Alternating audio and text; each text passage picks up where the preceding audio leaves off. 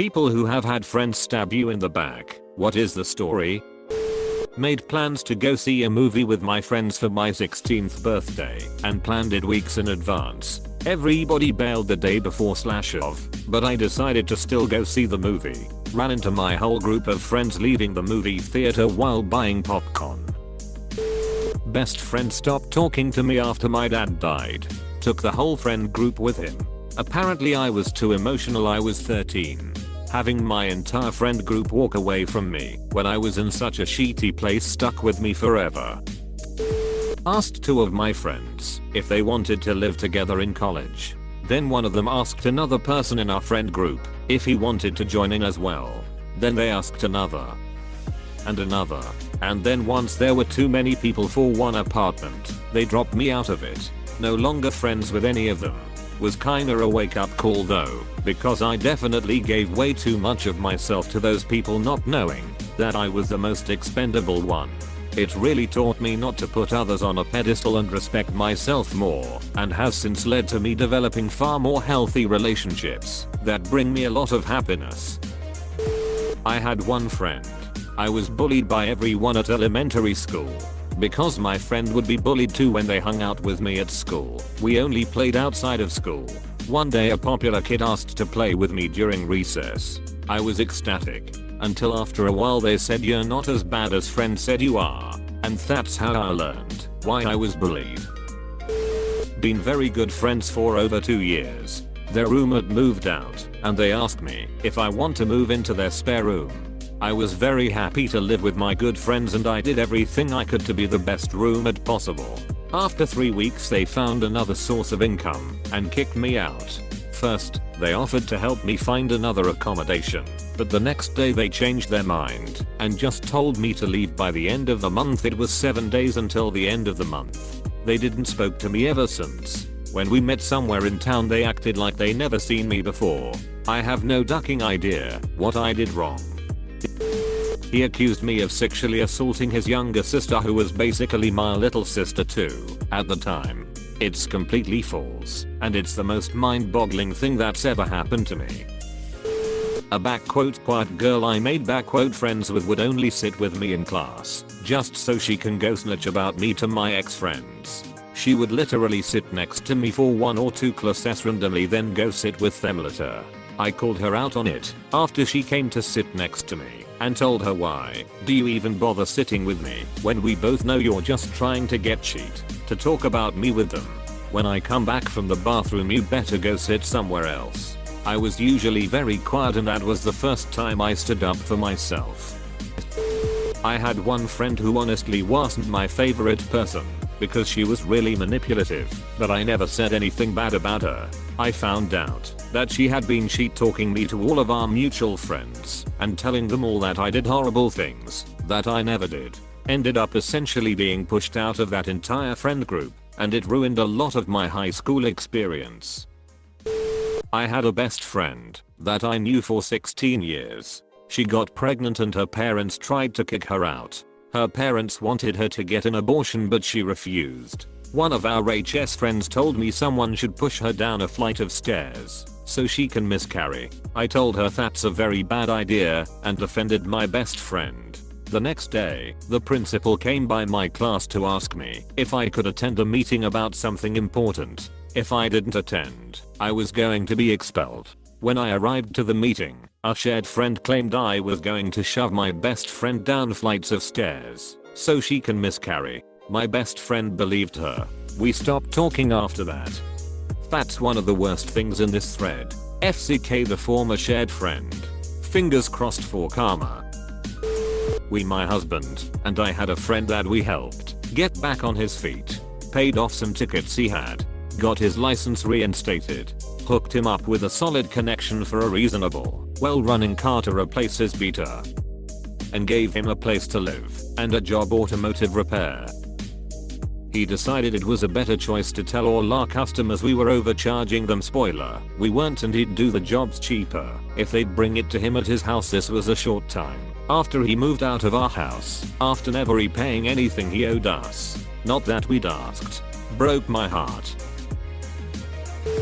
My wife said she needed some time for herself, so she went to stay at her mom's for a while. One day I went to pick up my kids and walked in on her and my best friend having sex. Turns out it had been going on for a while and she knew him before she knew me, which I had no clue about. Edit. This kinda blew up and I can't really reply to every comment/question, so I just wanted to add a few things. One, when I said the affair had been going on for a while, I mean for several months before I found out. This was after my second son was born. I have no doubts as to whether my kids are actually mine or not.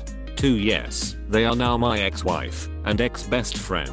3. This happened nearly 16 years ago now. It was a very dark period in my life, but I'm great now. I got 2 great kids out of the relationship. I wouldn't have met my wife if this hadn't happened. Also, I believe I'm a stronger person having gone through the whole ordeal. 4. Just know that if you're going through something horrible in life and your heart and mind are broken, there is hope for things to get better. It just takes time. Years ago, when I did a health sciences undergraduate degree, most of the cohort was determined to get into medical school. Our medical school program mainly accepted students from only our competitive undergraduate course due to subject prerequisites. We all knew each other and were friendly, hanging out together and forming study groups. Many of my friends were great. We shared tips, resources, practiced exams and interviews together. But there were a handful who really wanted to get into medical school, and since the program ranks applicants mainly based on undergraduate results, the better your friends perform, the lower your ranking is for selection. So near application time, some of us would head off to the university library to borrow out textbooks to find chapters or page numbers that the lecturer mentioned would be on the exam, and they would be ripped out. Yeah, go and find another library copy of the textbook, and that page would be ripped out too. All of them, totally removed in a hurry. I didn't believe that someone from our cohort did it until interview practice began. Students began obtaining copies of the questions from previous years and lying when others asked if they had it. I saw someone give a terrible, awful interview answer and the other student would give them glowing feedback and inform them they should say that word for word during the interview. It was a shit show and a lot of relationships fell apart or were never the same again. Had a good bud of mine, Hoss, the godfather of my son, living with me and my wife. I travel a lot for work and was out of the country for about 6 months in the Middle East. Came back and found out she was pregnant with twins and that they weren't mine. I booked a table for 6 people to watch a sports event at a bar. I told them so. All 5 friends say okay, we will be there. No one shows up or even has the decency call or text that they were not coming.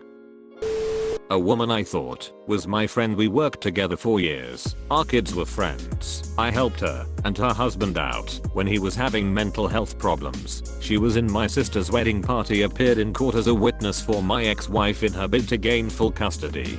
Thankfully she failed and I now have custody of my kids. I haven't spoken to my friend since.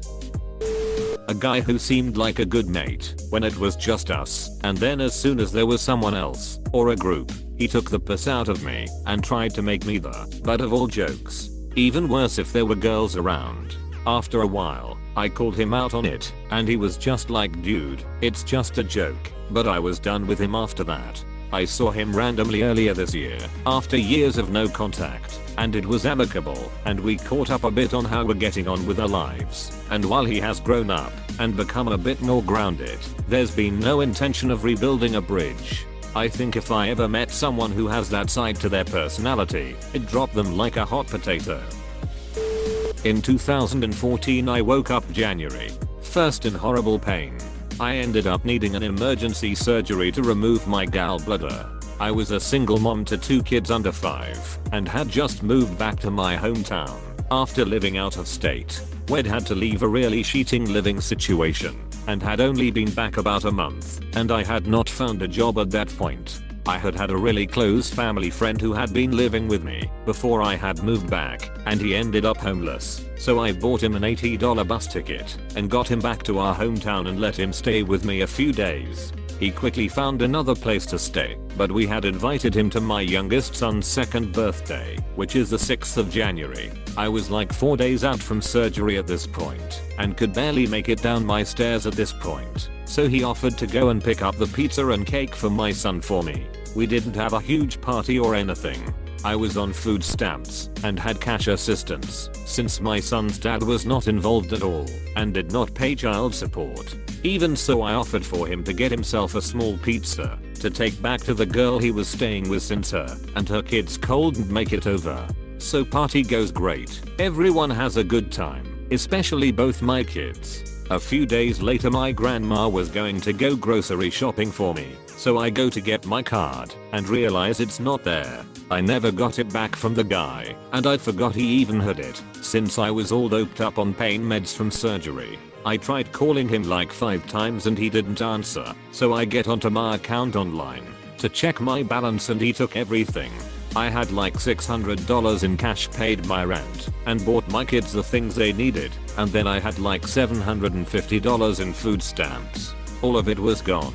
He let the girl he was staying with convince him to steal my money from me. I'd only use the money to buy the bus ticket and the pizza and cake for my son, since he'd been in the hospital for the first 4 days of the year and only home for 2 after that. It is still to this day the most intentionally ducked up thing anyone has ever done to me, mostly because it was such a huge duck you to my kids. Like, who steals from a single mom recovering from a life-saving surgery on her kid's birthday? Especially after I helped him. Like, holy shit. Grew up going to the same church and met my friend and her family when I was 14. We grew up together, hung out, and our families would be together all the time. Fast forward many years and I'm dating a guy that I fell in love with for almost 3 years at the time. He went to Indy to the oil fields for work. I went to visit him and could tell something was off a bit. Took the train from my town to Williston, 22 hours to get there. Visited him for 5 days, and on the last day he gets up and goes to shower. I grab his phone. We had an open policy with each other that either could be on each other's phones. I found the emails between my friend and him. My family still hangs out with her family and her. I refuse to be around or speak to her. My best friend since 4th grade called her my soul sister. I genuinely was so grateful to have what I thought our friendship was. She fell on hard times, got weirdly religious, and stopped working while going to a private uni. I was always there for her, shoulder to cry on, visited her all the time because she didn't have any friends and I knew she was lonely. Helped her with groceries and rent, helped her family out. One day she came over, and after buying her groceries, she told me a higher power has been telling her to cut me off for 2 years, and she had to listen. Now she wants to be friends again. Ice a hard nope from me, dog. I had some friends who were always talking crap about me, found out from another good friend, and one day it came to school in my brand new jeans that costed around 150 euros, and they put glue on my chair while I was in the bathroom. I sat on it. I asked which one of them did it. None of them said a word. We went to the principal's office and these pos had the balls to say that I put it there to get them in trouble. Their parents were called, and I earned around 200 euros and a new pair of jeans. In 7th grade she wrote a 10-page letter on all the reasons I should kill myself, and had all but one of my friends sign an agreement after I confided in her that I felt like something was wrong with me, early undiagnosed depression. Go figure. The day she gave it to me was arguably the worst day of my life at the point, because my parents told my sister and I that they were considering divorce, and my grandmother died